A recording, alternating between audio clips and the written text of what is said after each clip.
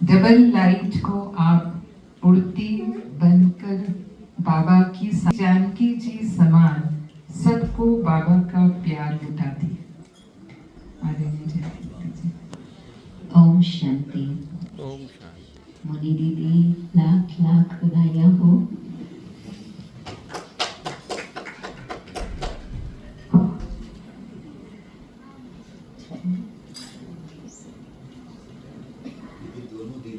कहानियाँ करीब सेम है। 1968 में मैं बाबा के पास समर्पित हुई। वैसे तो बचपन से बाबा को देखा था, परंतु बाबा को पहचाना बाद में ज्ञान के आधार से।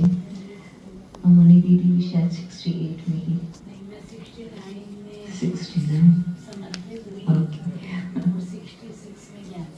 ओके। और हमारी लौकिक आयु भी करीब करीब सेम है। तो मिलती रही, वो भी मुझे वही दिन याद आ रहे हैं।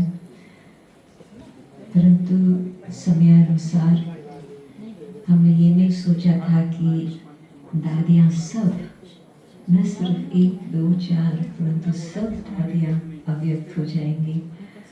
और हमारे संघ के दीदियाँ भी कई अव्यक्त हो गई और हमारे दादाएँ भी कई अव्यक्त हो गए। और जो मुख्य 4 पिलर यज्ञ के लिए तो ऐसे ही कहेंगे, परंतु साथ साथ विश्व की भी घड़ी देखते हैं तो उसमें भी लगता है कि कोई ज़्यादा समय नहीं है। परंतु बाबा का कार्य बढ़ता जा रहा। एक तरफ विनाश की तैयारियां देख रहे, दूसरी तरफ यज्ञ का कारोबार और ही बढ़ता जा रहा। मैं देखती हूँ कि भगवान के वरदान है मुनि दीदी को कि सारे वर्ष की प्लानिंग किस तरह से होती, और ब्राह्मणों की भी प्लानिंग और साथ साथ फिर बाहर वालों की भी प्लानिंग, मतलब कि जैसे कि सारे विश्व को सामने रख करके प्रोग्राम बन जाता। तो आपको बहुत बहुत धन्यवाद कि आप सब हमारे लिए इतना सब कुछ प्रबंध करके रखा है। सचमुच जैसे दादी जी हर बात का ध्यान रखती थी A to Z, वैसे मुनि दीदी भी फॉलो करके बहुत अच्छी तरह से ध्यान रखा है। तो शाम को 4 बजे उठ जाती थी, फिर मेरे को बोलती थी उठ मैं बोला मेरे को तो नींद आती है, अभी 4 ही बोल जाए। एक कागज पेन लाओ, एक कागज पेन लेकर बैठती थी, फिर सब प्रोग्राम बताती थी, ये लिख ये लिख, खाना शिविर कब कब होगा, बाबा कब आएंगे थे शाम को। और उठ के मेरे को बोलते थे उठ।